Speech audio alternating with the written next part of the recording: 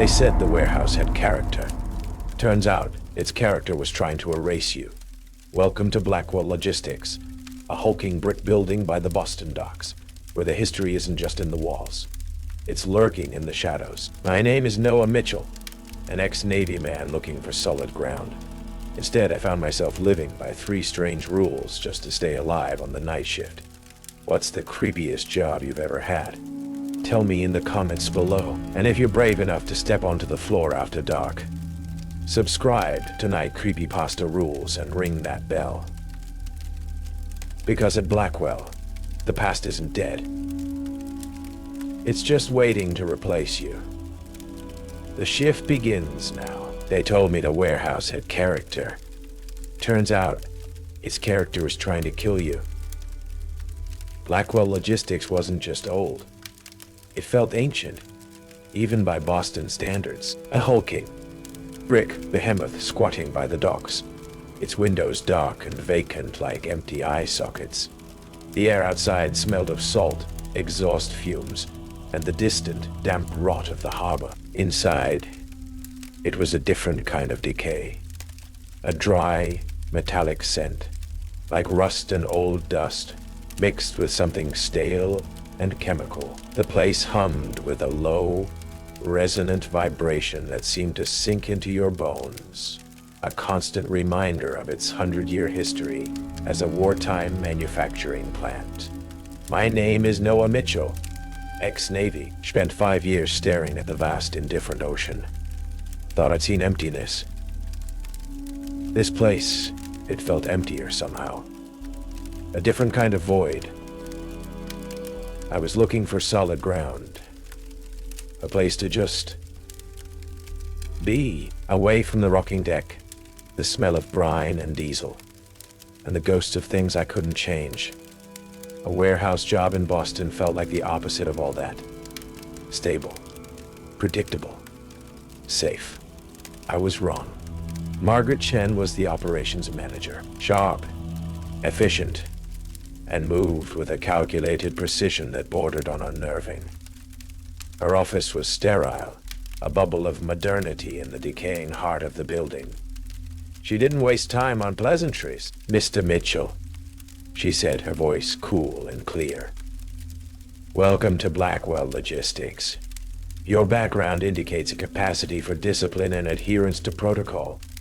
Those qualities will serve you well here. She slid a laminated card across the polished desk. Your job duties are standard. Receiving, stocking, inventory. You'll be working the night shift. Less traffic, fewer distractions. Her eyes, dark and assessing, met mine. However, this building has unique operational requirements. Decades of history, complex infrastructure. There are certain procedures critical to maintaining efficiency, and, frankly, your own safety. She tapped the card. 3 specific guidelines, Mr. Mitchell. Above and beyond the standard safety manual, they are non-negotiable. Do you understand? Yes, ma'am, I said, picking up the card. It felt colder than the room's temperature suggested. The first rule, highlighted in red, immediately caught my attention. Never work alone in the basement storage area. Always ensure at least one other person can see you at all times. The basement? I asked. Margaret's expression didn't change. The lower levels are prone to poor visibility and unpredictable drafts. It's simply a buddy system protocol for accountability and safety in low-light conditions. Her explanation felt rehearsed, too smooth. Second, if you hear the vintage pneumatic tube system activate, it was disconnected in 1978. Leave that floor immediately. The messages aren't for modern staff. I frowned. A pneumatic tube system. I thought those were ancient history, disconnected in 78. So, it shouldn't activate at all? Correct, she confirmed. If you hear it, it's a system anomaly. Likely a pressure residual in the old lines causing noise. It indicates a need for maintenance on that section. Evacuate the area until it's cleared. Standard safety procedure, for potential line bursts. Another plausible explanation that felt deeply inadequate. Third, should you discover an employee ID badge with your photo but someone else's name, lock it in the safe and call the emergency number. Your doppelganger has found you, and you have less than 24 hours. I stared at the card, then back at Margaret. My doppelganger? Less than 24 hours? The clinical tone of the first two rules vanished in this last one, replaced by something straight out of a horror movie. A doppelganger, I repeated, a dry laugh escaping me. Is this some kind of joke? Margaret's eyes narrowed almost imperceptibly. Mr. Mitchell, I assure you, the protocols are not a subject for levity. This building housed sensitive military projects for decades. Unforeseen circumstances can arise. The emergency number on your card is a direct line to a specialized response team. Should you find such an item, you follow the protocol exactly. Her voice was firm, cold. The laughter died in my throat. Okay, not a joke, just terrifyingly serious. She gave me the key to the office safe. A small, heavy key. The emergency number was printed on the back of the laminated card. I noted it, a local prefix, but one I didn't recognize. She stood up. Your shift begins in an hour. James Sullivan, the night watchman, will show you around. Frank Wilson will be on your team tonight. Follow his lead initially, and remember the rules, Mr. Mitchell. All of them. She escorted me out. The sterile office air gave way to the warehouse's dusty chill. As we walked through a wide, empty receiving bay, I saw him, James Sullivan, sitting at a worn desk near the entrance. Old stooped, his face a road map of wrinkles. He looked like he'd been a part of this building for as long as the bricks themselves. He nodded at me, his eyes ancient and wary. Frank Wilson was younger, maybe my age. Nervous energy practically vibrated off him. He chewed his lip constantly, fidgeted with the scanner gun, and seemed to jump at every creak and groan of the old building. He forced a smile when Margaret introduced us. Hey man. Welcome, Frank said, his voice a little too loud. Night shifts, quiet, mostly. Just gotta keep your head down. Do the job. He glanced around the vast, shadowy space, his eyes darting towards the ceiling, the corners, as if expecting something to leap out. Then, almost unconsciously, he reached up and touched his employee. ID badge clipped to his shirt. A brief, furtive tap. Margaret left, her heels clicking briskly down the concrete floor. The sound seemed to echo unnaturally in the cavernous space. I was left with Frank's jumpiness, James's silent watchfulness, and the three rules burning in my mind. Doppelganger. 24 hours.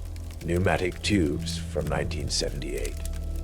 As Frank led me towards the central stocking area, the air grew colder. The low hum of the building seemed to deepen, becoming a resonant thrum that felt like it was vibrating inside my skull. I looked around, past rows and rows of stacked crates and pallets stretching into the gloom. The shadows here felt thicker, darker than they should have been. They didn't just fill empty space. They seemed to occupy it, to have weight and presence. At the far end of an aisle, where the shadows were deepest, a movement, a shape, too dark, too defined to be just a trick of the light. It paused, seemed to watch me, then flowed back into the deeper darkness. A shadow that moved like something alive. I stopped, my hand instinctively going to my side, searching for a holster that wasn't there anymore. Hey, I said to Frank, my voice low. Did you see that? Frank stopped, his eyes wide. He followed my gaze down the aisle, into the gloom. See what? He whispered, his nervousness ratcheting up 10 notches. Just something moved, I said, trying to sound casual, trying to convince myself it was nothing. Frank swallowed hard. He looked at me, his eyes darting, then back down the aisle. He reached up and tapped his ID badge again. Right? He said, forcing a shaky laugh. Yeah, plays tricks on you. Old building, settling. He turned and hurried down the main aisle, not waiting for me. Come on. Gotta get this order picked before break. I followed him, but my gaze lingered on the dark aisle.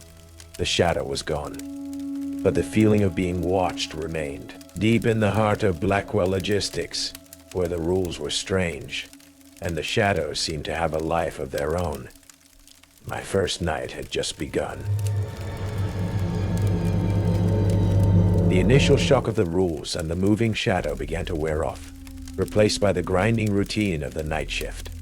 Stacking boxes, scanning barcodes, the endless rows of silent waiting inventory. The strangeness receded to the edges of my perception, a low hum beneath the surface of the mundane. Most nights, nothing happened, and that, paradoxically, was almost unsettling in itself. The quiet felt deliberate, a held breath. Frank Wilson remained a bundle of nerves. He fidgeted constantly, his eyes darting around, and that nervous tapping of his ID badge became a tick. He worked fast, too fast, like he was trying to finish his tasks before something caught up to him. He never talked about anything personal. Just the job, the stock numbers, the time until break. He avoided the basement whenever possible, always finding an excuse to send me or go to a different area. Basement's a drag, man, he said one night, his voice tight. Gets real cold down there. And you hear things. Hear what? I asked, my curiosity piqued. He just shook his head, refusing to elaborate. Stuff. Just noises. Better not to go down there alone. His eyes pleaded with me to drop it. I met Ellie Rodriguez during the day shift handover. She worked in the administrative office upstairs, a brightly lit space that felt utterly disconnected from the warehouse floor. She was outgoing, cheerful, with a quick smile and an intelligent gaze. When I mentioned working the night shift in the warehouse, her smile faltered slightly. Oh, Blackwell, she said. My grandfather worked here back in the day, when it was still a factory. Said it was a weird place. Weird how? I asked, remembering the rules. The shadows. He never really explained. She shrugged, though her expression was thoughtful. He just said the boss, Dr. Blackwell, was brilliant, but strange. And that things happened that couldn't be explained, especially after 43, when they started working on special projects for the war. She paused. He kept a lot of old papers, notes about this place. Maybe I should look through them sometime. Her mention of Dr. Blackwell and the special projects resonated with the strange protocols Margaret had given me. It wasn't just an old warehouse. It had a history tied to something more than just manufacturing. One quiet night, patrolling the basement storage area with Frank, the air was thick with the smell of concrete dust and damp earth. It was colder down here, the fluorescent lights casting long, distorting shadows between the towering shelves. We worked in silence for a while, scanning pallets. I kept Frank in my line of sight, as per Rule 1. He was visibly uncomfortable, shuffling his feet, his eyes darting nervously into the gloom at the end of the long aisles. Suddenly, I felt it, a profound drop in temperature, localized to the far corner of the basement, despite the lack of drafts. The existing shadows seemed to deepen, clotting together. And then, a sound, a low, mechanical hiss, followed by a distinct whoosh of air, like something being sucked rapidly through a tube. Then, a clatter, metal on metal, the unmistakable sound of a pneumatic tube system activating. My blood ran cold. Rule 2. Disconnected in 1978. The message is on for modern staff. Frank froze. His eyes went wide with terror. Did you hear that? His voice was barely a whisper. Yeah, I said. My voice tight. Rule 2. We gotta go. Now. We didn't hesitate. We practically sprinted out of the basement, up the concrete stairs, back to the comparative sanity of the main floor. The sounds didn't follow us. We stood in the main bay, catching our breath, the normal hum of the building now a comforting noise. Frank was shaking. Told you, he gasped. Heard it before. Down here. Up on the third floor sometimes too. Sounds like something's trying to message. But there's nothing there. Nothing should be there. Nothing should be there. He tapped his ID badge frantically. Just gotta get through the shift. My mind raced. A pneumatic tube system supposedly disconnected decades ago, activating on its own. Sending messages? To whom? From where? The paper I'd found in my notebook, $1873 a boy they know, felt less like a random note and more like a piece of a larger, disturbing puzzle. And Dr. Blackwell's special projects. Was this part of it? Later that night, doing a solo patrol on the main floor, I passed the entrance to the employee break room. Through the small window, I saw Frank sitting at a table, staring down at his employee ID badge, tracing the edges with his finger, his expression one of sheer, soul-deep dread.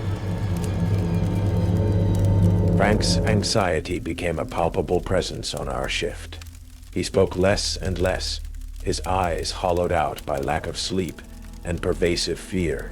He flinched at sudden noises and seemed to shrink away from passing shadows. That constant tapping of his ID badge was almost incessant now.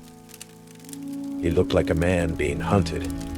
Margaret's behavior didn't help.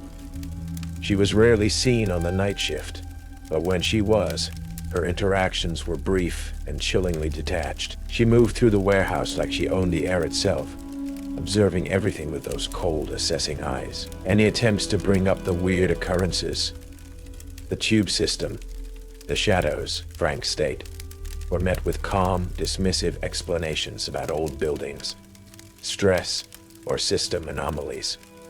She was a wall of polite, logical denial. Heard you had some excitement down in the basement, Mitchell, she said to me one evening, her voice casual. The pressure equalizer must be acting up again. I'll put in a work order. Her tone made it clear the matter was closed. My suspicion of her solidified. She wasn't just unaware. She was deliberately downplaying, covering up. She knew about the rules, clearly understood their true significance, and expected me to follow them without question. One night, I noticed Frank wasn't at his station. I did a quick sweep of the nearby halls. Not there. I checked the break room. Empty. His scanner gun lay on a pallet, still logged into his account.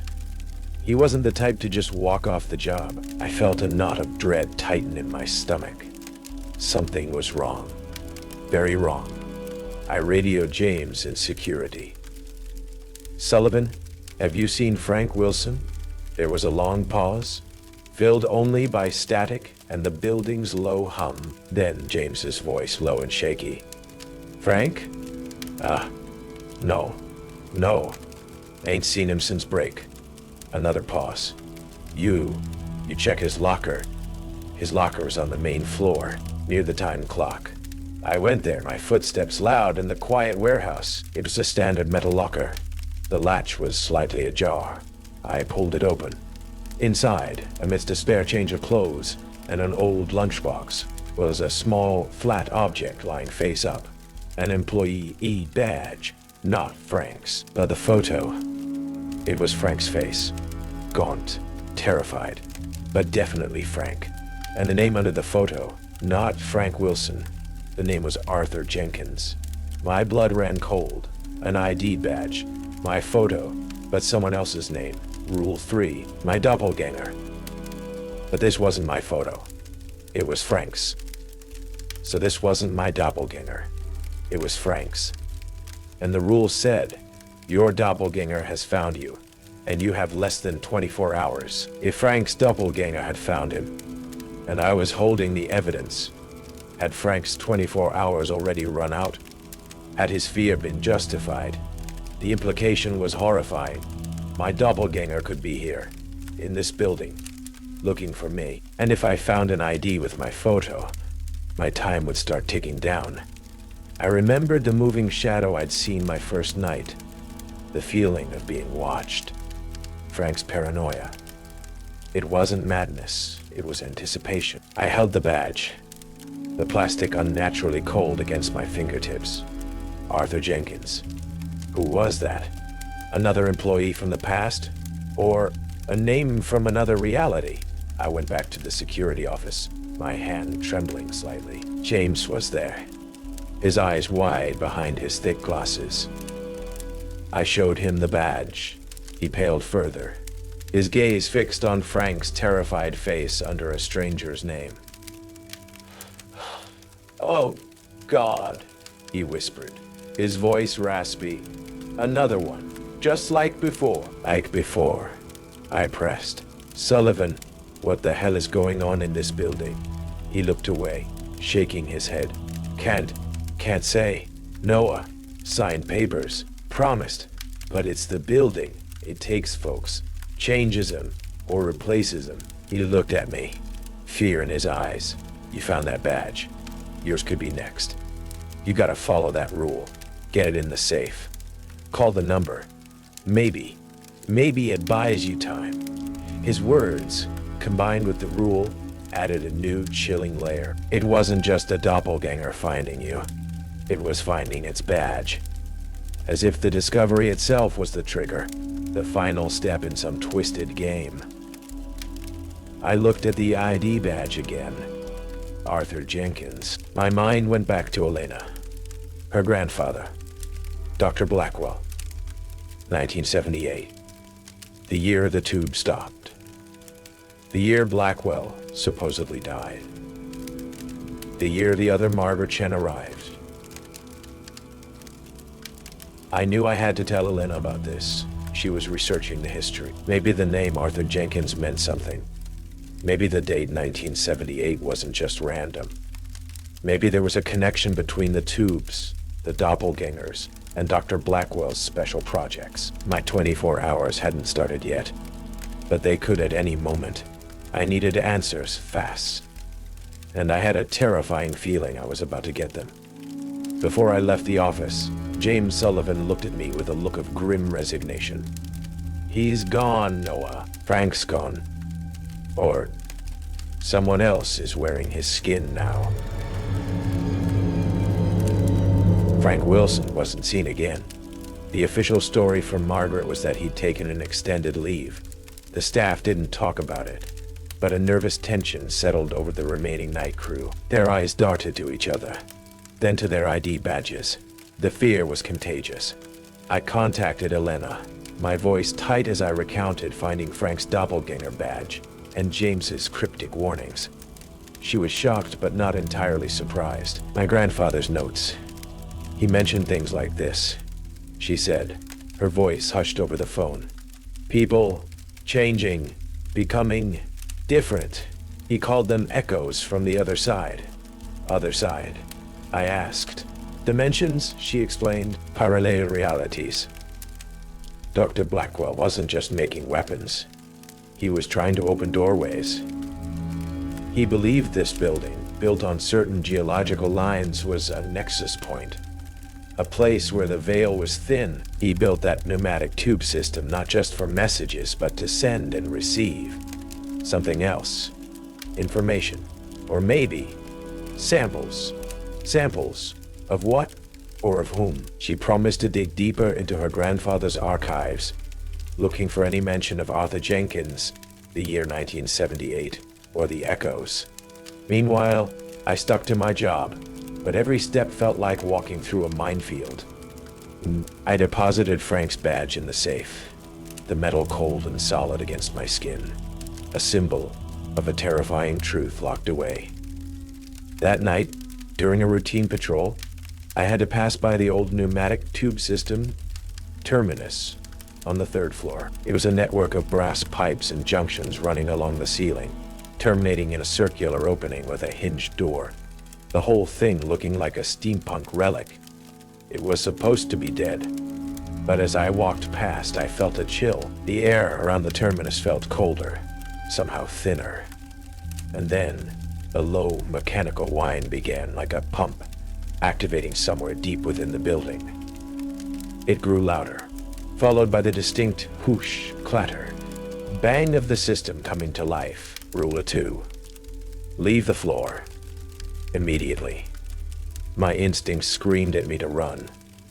But a new feeling, a grim determination born from fear and the mystery of Frank's disappearance, held me in place for just a second too long. Curiosity, the same cursed curiosity that had driven me in my old job. The small hinged door on the terminus unit near me rattled, then clanged open. A cylindrical container, like a metal canister, shot out and landed on the dusty floor with a thump. It rolled a few inches and stopped. My heart hammered. The message from the disconnected system. For whom? I hesitated. The rules said leave, but the historian in me, the former investigator, couldn't. Not yet. I walked cautiously towards the canister. It was made of tarnished brass, dented and scratched. No markings. I picked it up. It was cold, vibrating faintly with residual energy. There was a small latch. My fingers fumbled with it. It popped open. Inside, rolled tightly, was a piece of paper. Not old, brittle paper like the note I found before. This looked newer, still aged, but deliberately so. And it was thick, almost like vellum. I pulled it out. It was a map, or a diagram, hand-drawn in dark ink. A layout of the Blackwell building, but overlaid with strange symbols, lines connecting different points, notes in a hurried scientific hand, points labeled Nexus, Conduit, and one point, deep in the sub-basement, labeled Origin.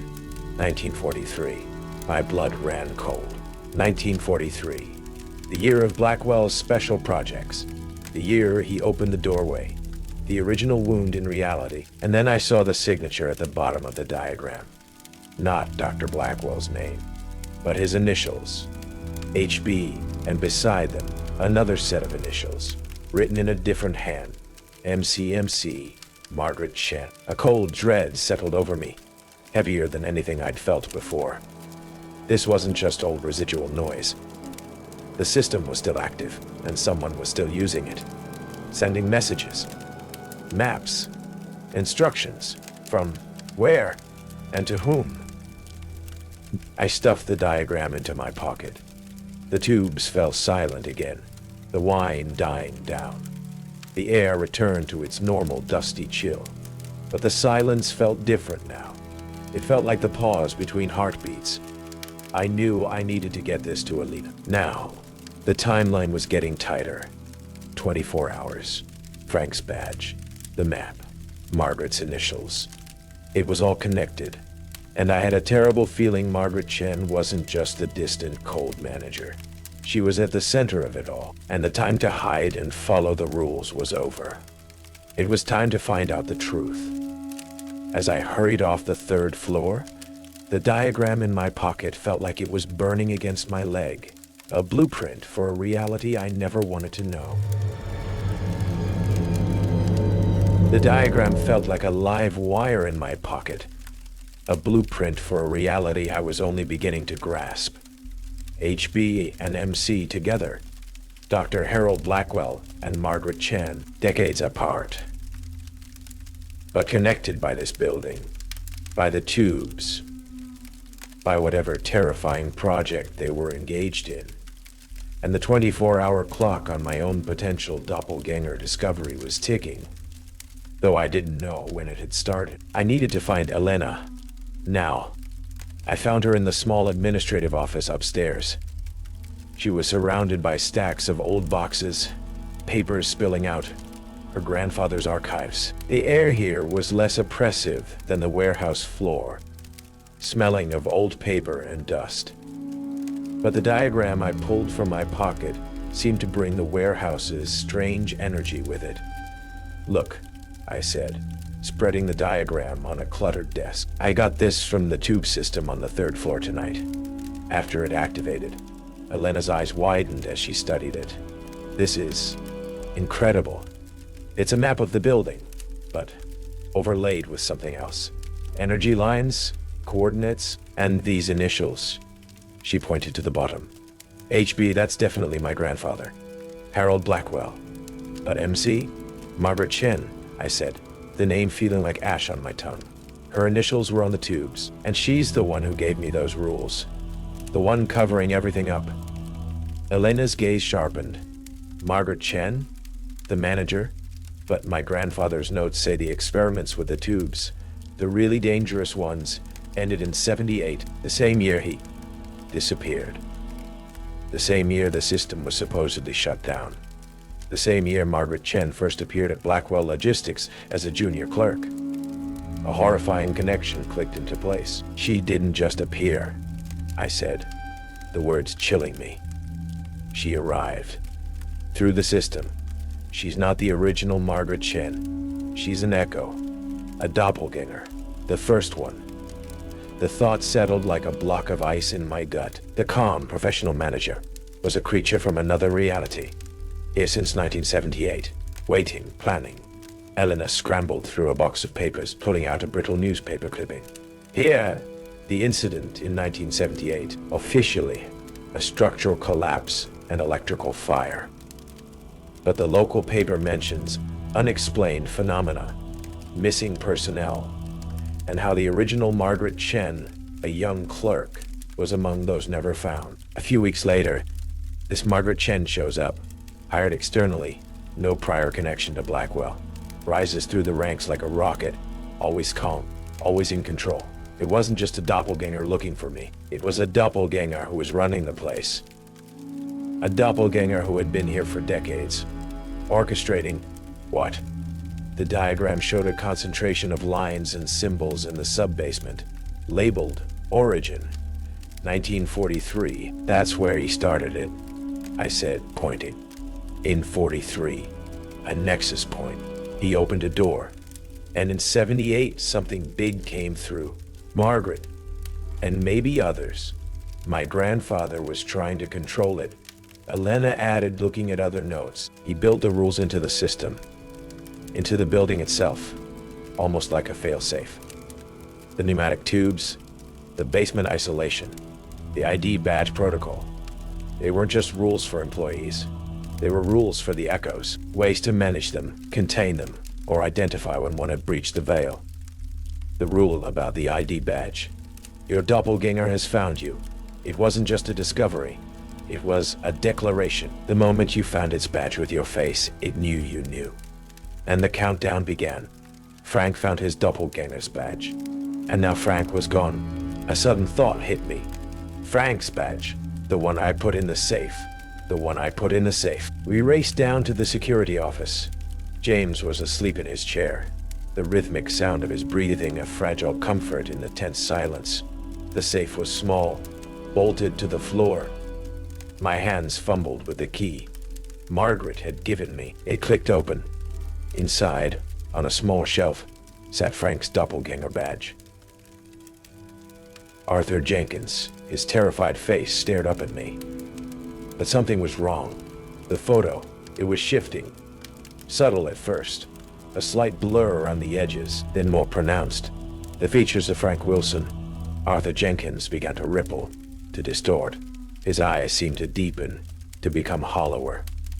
The expression twisted into something not of terror, but of cold, vacant emptiness. And then the name. The ink seemed to darken, to spread like a stain. A low hum started in the room, emanating from the badge itself. It vibrated on the shelf. The air grew cold, thick with that familiar metallic, chemical smell. James stirred in his sleep, a low moan escaping him. It's still active, Elena breathed, stepping back. It's not just a piece of plastic. It's connected. The photo finished its transformation. It was still Frank's face, sort of. But drained of life. Eyes black voids. And the name beneath it was no longer Arthur Jenkins. It was blurred, as if multiple names were trying to occupy the same space. But one was becoming dominant, coalescing from the others. A single word, written in that same spidery dark ink from Blackwell's diagram, led onto the plastic. Echo. The hum intensified, a piercing frequency that seemed to vibrate in my teeth. The badge lifted slightly off the shelf, hovering in the air. The shadows in the small office elongated, swirling, seeming to gather around the badge. Suddenly, the lights flickered violently. The building's main power seemed to drop, plunging the office into near darkness, lit only by the emergency lights and the faint, sickly glow emanating from the hovering badge. The air was freezing. The old pneumatic tube terminus in the corner of the office, long dormant, suddenly clanged loudly. A rush of air. A canister shot out, hitting the far wall. My attention was split between the terrifying badge and the activated tubes. Then I heard footsteps coming down the hallway. Slow, deliberate, unmistakable. Margaret Chen. Her silhouette appeared in the doorway, framed by the dim emergency lights. She was no longer in her business suit. She wore a dark, almost military-style uniform from an older era. Perhaps a modified version of what Blackwell's factory workers wore in the 40s. Her eyes glowed faintly in the darkness. Her face was smooth, unnervingly perfect, devoid of expression. You weren't supposed to find that. Her voice was flat, devoid of the minimal warmth she usually faked. It wasn't just cold now. It was hollow, an echo of a human voice. Not yet. The system wasn't ready for unscheduled retrieval. She stepped into the office, the temperature dropping further with her presence. The doppelganger badge hovered higher, drawn towards her like a compass needle. Blackwell didn't die in 78, Margaret Echo said, her voice a low, resonant hum that mirrored the vibration of the badge. He stepped through, to my world, to the origin. He understood the potential. This building, this nexus, it is the bridge, and it is almost complete. She gestured to the badge. Arthur Jenkins was an early attempt, unstable, but useful for triggering the identification protocol he built into the system. A test run for instances like yours. Mine? My voice was barely a whisper. You have the resonance, she said, her glowing eyes fixed on me. The echo potential. A certain emptiness, loss, trauma. It makes the transition easier. Your counterpart in my reality. He is a valuable asset. We require a stable connection. A replacement. She extended a hand towards the hovering badge. The tubes are the conduits. The badges are the anchors. The rules are the locks. To keep the unstable out, and to bring the worthy in. She looked at the badge, then at me. Frank Wilson was replaced. His echo is being repurposed. You are next. She didn't lunge. She didn't need to.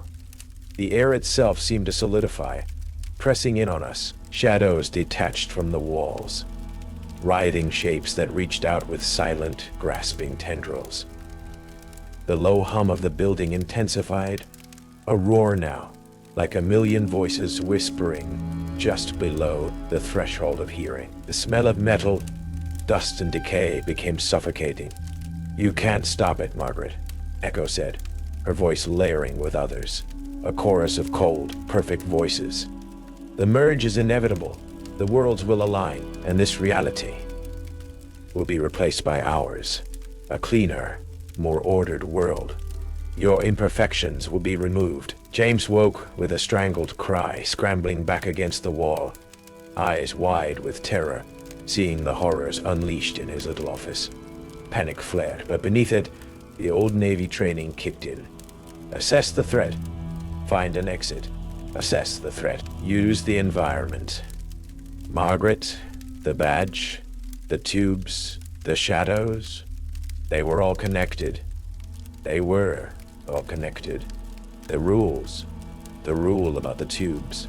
Leave the floor immediately. The rule about the basement. Never work alone. Keep someone in sight. The rule about the badge. Lock it in the safe. Call the number. I had called the number. It went to Margaret. Locking it in the safe hadn't helped. The rules weren't for my protection. They were part of her control, but they also defined the boundaries of their abilities. If the tubes were the conduits, and the badge the anchor, Maybe disrupting the conduit would destabilize the anchor. The canister from the tube lay on the floor near the wall. The diagram was in my pocket. The key to the safe was in my hand. "You think this makes you better?" I shouted, my voice shaky but defiant, cutting through the chorus of echoes. "Replacing people? Erasing them?" Margaret Echo tilted her head, like a curious, detached observer. "Better is subjective. More efficient. Necessary." She took another step. The swirling shadows intensified, reaching for us. Elena, pale but resolute, grabbed a heavy fire extinguisher from the wall. "Ray, the tube. Maybe we can block it. A slim chance, but the only one we had." While Elena fumbled with the pin on the extinguisher, I lunged for the canister that had come out of the tube, then towards the open terminus unit on the wall. The air pressure was building, a sickening vacuum effect around the unit. The hum was deafening. Margaret Echo shrieked, her perfect features momentarily twisting into something monstrous. She knew what I was trying to do. Disrupt her access. The hovering badge shot towards her hand. It was the anchor. She needed it. The shadows converged on me, cold and sharp like shards of ice. I felt phantom hands grasping at my limbs, trying to pull me into the darkness. Memories of the ocean, of being pulled under, flooded my mind. You couldn't save them then. You can't save yourself now. The echoes were also in my head. I reached the tube terminus. Hot air blasted from it, smelling of ozone and burnt metal. I jammed the canister I'd picked up into the opening. Then the diagram, pushing them in with the pipe I still held. The paper tore, the metal scraped. The hum from the tube faltered. Margaret Echo screamed again. The doppelganger badge in her hand flared with sickly light, vibrating uncontrollably. The shadows recoiled, their grasping hands retreating. Elena triggered the fire extinguisher, blasting a cloud of chemical foam into the tube terminus, coating the pipes and the jammed canister. The hissing sound of the foam against the hot metal was deafening. The hum died down. The light from the badge faded, the plastic dropping from Margaret's hand to the floor with a clatter. The swirling shadows dissipated, shrinking back into normal darkness. The emergency lights steadied, casting a weak, flickering glow on the scene. Margaret Echo stood in the center of the room. Her uniform rumpled, her face no longer glowing, just pale and human-like again. But her eyes, they were filled with cold fury and something that looked like raw, unadulterated static. You fools," she whispered, her voice weak but filled with venom. "You've only delayed it. The bridge is open. It cannot be closed. The exchange will continue." Before she could say or do anything else, the building shuddered. Not a creak or a groan, but a deep, violent tremor that shook the foundations. Dust rained down from the ceiling. Lights flickered. Alarms began to wail throughout the warehouse. A chaotic symphony of sirens, not the measured pulse of Rule 3. The floor beneath us seemed to tilt. Part of the ceiling above Margaret collapsed in a shower of plaster and sparks. She cried out, not in pain, but in frustrated rage, swallowed by the dust and debris. James was screaming, cowering behind the desk. Elena pulled me towards the hallway. "We need to get out. The building's coming down." We stumbled out of the office, leaving behind the dust, the wailing alarms, and the chilling silence where Margaret Chen had stood. The warehouse was a cacophony of tearing metal, groaning wood, and breaking glass. The rules were forgotten, replaced by one primal directive: survive. We ran through the collapsing aisles, dodging falling debris, the air thick with dust and the smell of ruptured pipes. The once orderly rows of inventory were a disaster zone. The hum of the building was a death rattle now. We burst out of the main entrance just as a section of the roof caved in with a thunderous roar. Outside, the pre-dawn Boston sky was beginning to lighten. Sirens were already approaching in the distance. drawn by the building's collapse. We stood on the cracked asphalt of the parking lot, covered in dust and grime, shivering in the cool morning air, watching the old Blackwell logistics building crumble into itself. The sounds from within died down, replaced by the shrieking of arriving emergency vehicles. We were alive. We had stopped Margaret. We had jammed the conduit. But as I looked at the collapsing structure, a deep, unsettling certainty settled over me. The bridge might be damaged, but was it truly closed? My hand instinctively went to my pocket, where the broken doppelganger badge lay next to the torn diagram. The plastic was cold. The feeling of being watched hadn't gone away. Not entirely. The aftermath was chaos. Firefighters, police, paramedics, a swarm of emergency personnel descended on the crumbling Blackwell logistics building. Elena and I were pulled aside, questioned, treated for minor cuts and bruises. Our story of pneumatic tubes, doppelgangers, and interdimensional managers sounding increasingly insane with each retelling. The official explanation coalesced quickly: a major structural failure, likely exacerbated by age and perhaps a gas line rupture. The section of the building that had collapsed most violently was identified as the oldest part, built directly over the original foundation from the wartime era. Dr. Harold Blackwell was mentioned briefly in historical context. His old manufacturing patents referenced, but nothing more. Margaret Chen and Frank Wilson were listed among the missing, presumed casualties of the collapse. James Sullivan, shaken but physically unharmed, gave a bewildered account of alarms and shaking walls, carefully omitting any mention of glowing badges or strange visitors. Elena and I were separated, questioned individually, our accounts inconsistent with the physical evidence of a simple building collapse. They talked about stress, lack of sleep, maybe even hallucination from exposure to dust or fumes. My history as a former police officer who left under stressful circumstances didn't help my credibility. Elena's family connection to Dr. Blackwell's history was noted, framed as a possible source of preoccupation, influencing her perception. The diagrams, if we had managed to keep them intact, would have been dismissed as fantastical scribblings. The doppelganger badge I still had felt inert, just a piece of plastic with a disturbing photo and a strange word on it. Proof of madness, not of multi-dimensional beings. We were released eventually, advised to seek counseling. Our names noted in a report that would likely be filed under employees exhibiting signs of acute stress. The building was condemned. Fences went up around the perimeter. Heavy machinery arrived to begin demolition. The site where Blackwell Logistics had stood, where Dr. Blackwell had conducted his terrible experiments, where Margaret Chen had reigned as an echo from another world, was being systematically erased. We met again a few days later, away from the glare of emergency lights and the suspicious eyes of officials. We sat in a quiet park, watching the world go by. The sense of relief at being alive was immense, but it was laced with a bitter frustration and a deep, lingering fear.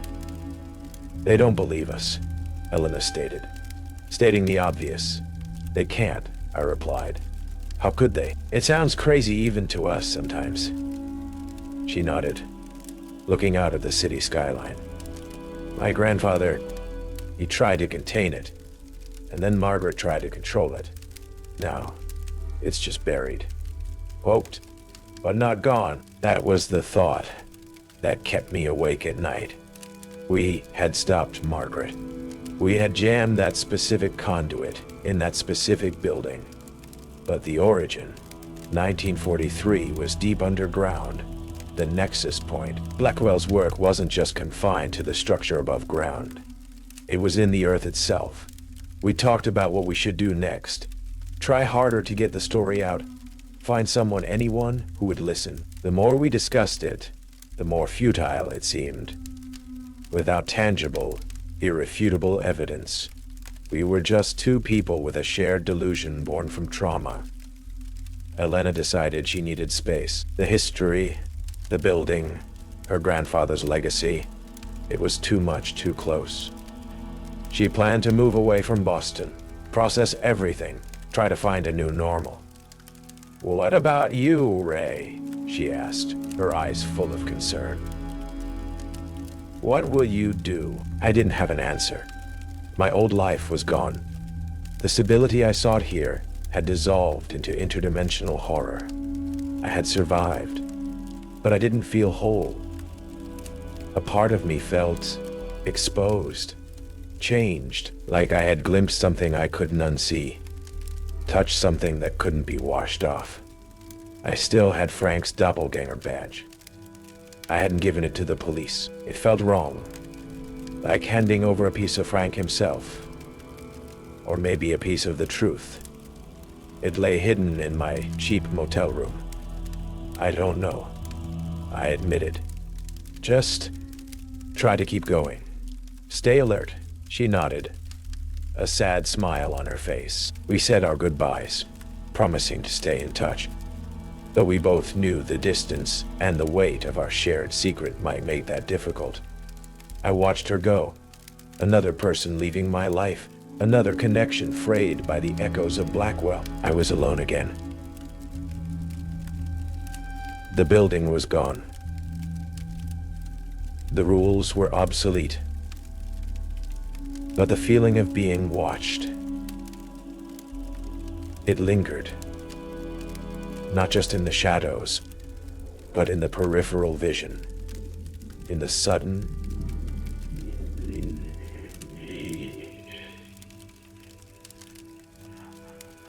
The doppelganger badge wasn't the only thing I had kept. The small, tarnished key to Margaret's office safe was also in my pocket. A useless souvenir, or a reminder that some doors once opened can never truly be closed. Life, annoyingly, went on. The demolition of Blackwell Logistics was completed surprisingly quickly. A large pit remained for a while. Then it too was filled in, leveled.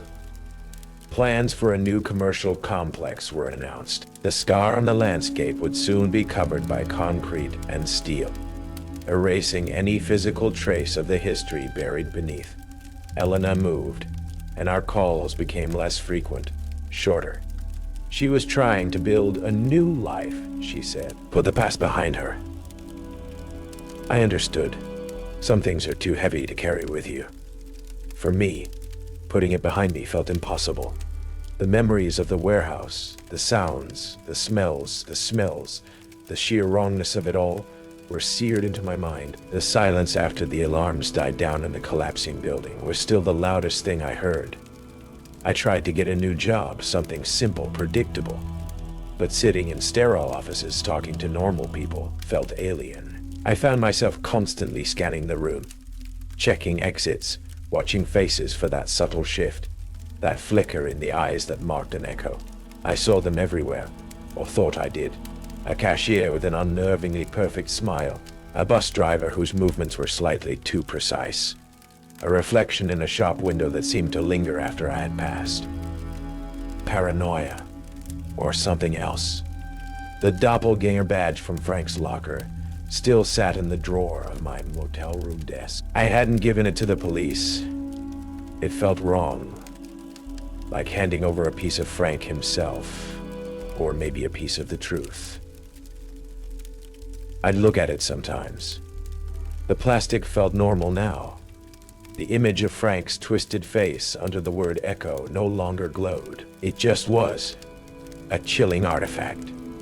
One restless night, I was sitting on the edge of the bed, staring at the badge. The air in the room was still, smelling faintly of stale cigarette smoke and cheap cleaner. The only sound was the distant drone of traffic, and then a new sound, very faint, coming from the wall beside me, a low mechanical whine. My blood ran cold, the sound of the pneumatic tube system activating. Here, in a motel room miles from Blackwell. It lasted only a second, a ghost of a sound, then died away. My heart hammered against my ribs. I told myself it was the plumbing, the building settling, Anything but what I knew it was. I grabbed the doppelganger badge from the desk. It felt cold in my hand. Just then, my phone rang. The screen showed an unknown number. I hesitated, my thumb hovering over the answer button. Could it be Alana? Could it be someone else? I answered it.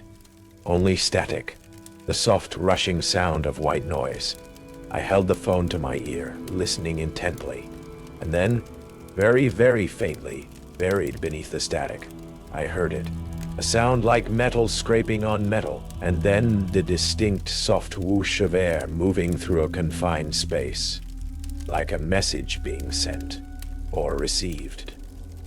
The sounds from the tube system, coming through my phone. I dropped the phone as if it were burning. It clattered on the thin carpet, the static still hissing from the speaker. My gaze fell back to the employee ID badge in my hand. Frank's face frozen in terror. Under the word echo, the plastic felt intensely cold now. A sudden, overwhelming certainty washed over me. The building was gone. The tubes were blocked. But the connection, the nexus, it wasn't in the building. It was in the network, in the system, in the echoes themselves. And the signal wasn't just received by the building anymore. It could find you, anywhere, as long as you were part of the system, as long as you had resonance. My eyes drifted to the badge in my hand. Frank's badge, Arthur Jenkins' name overwritten by echo. Then, with a dawning horror that stole my breath, I looked down at the ID badge clipped to my belt loop. The one I still wore out of habit, the one with my photo, and the name Noah Mitchell. Was the photo on that badge still just mine? I didn't dare look closely. Not yet. But as I stood there in the silent motel room, the static hissing from the phone on the floor, I felt the familiar, unnatural coldness begin to spread, and I knew, with chilling certainty, that my 24 hours had just begun. And perhaps they had begun the moment I first stepped into Blackwell Logistics. Perhaps I had already been replaced. The thought was a cold, empty void opening up inside me. The sounds would come again. The whispers would return. And the echoes were still here. Blackwell Logistics wasn't just a warehouse. It was a bridge. Noah Mitchell learned that some doors, once opened, can never truly be closed. The rules weren't just for survival. They were a terrifying introduction to the echoes. The building may be gone, but the connection remains. Seriously. If you didn't stay until the very end, you missed the final chilling transmission, the twist that reveals the terrifying, ongoing reach of Blackwell's experiments. The last few moments will leave you looking differently at your own ID badge. What do you think the echoes are? What was Dr. Blackwell truly trying to achieve in 1943? Share your theories in the comments below. And if you made it through the night shift at Blackwell, if the system hasn't found your resonance, then you're already a part of our story. Subscribe to Night Creepypasta Rules, because some jobs, they change you, and the echoes, they remain. They remain.